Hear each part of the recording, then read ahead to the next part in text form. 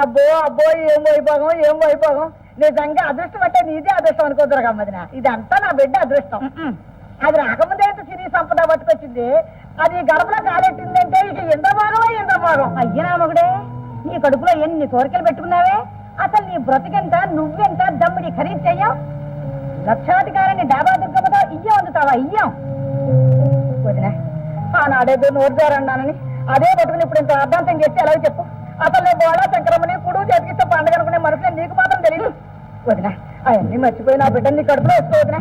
నేను ఒప్పుకున్నా, నీ కూతురు ఒప్పుకోవద్దు. ఆ గోపాలని తప్ప మరి ఎవరిని పెళ్లి చేసుకోవాలని భేషమించి కూర్చుందిగా. ఎప్పుడో దాని చిన్నప్పుడు మాటలు కానీ ఇప్పుడు గోపాలం అన్న మరి శంకరం ఒకటే కలవరు. అసలు ఇప్పుడు అది కాదు, మీ ఇంటి దగ్గర నన్ను ఎళ్ళి పోరు పంపింది. అబద్ధాలు పుట్టవి, నీ మాట నమ్మను. బాబు శంకరం బాబు, నువ్వేదో చెప్పావు. ఏరే నిజమేనా? రాధ నేను పెళ్లి చేసుకోవడానికి ఒప్పుకుందే? ఒప్పుకోకపోతే సోమయ్య ముహూర్తం ఎందుకు పెట్టిస్తా?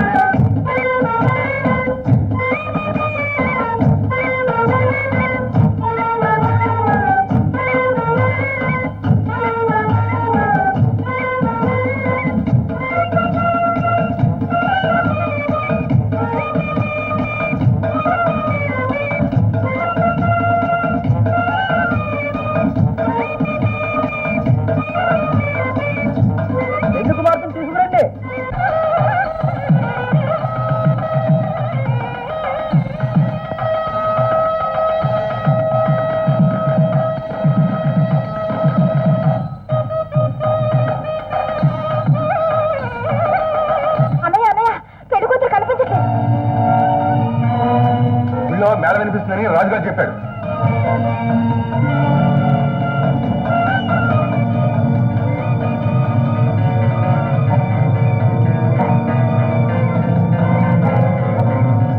గారు ఏం జరిగింది? పెళ్లి ఆగిపోయిందండి. అవును, తమరు బ్యాండ్ మేళం పెట్టిన తర్వాత వాయించిన మొదటి పెళ్లి ఇది ఆగిపోక ఏమవుతుంది? దానికి డబ్బిచ్చింది మీరేగా మహాబాబు.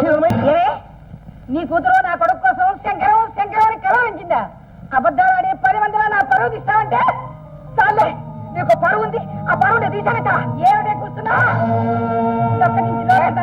ఎవరికే పరువు లేదు. పట్టుకోండి.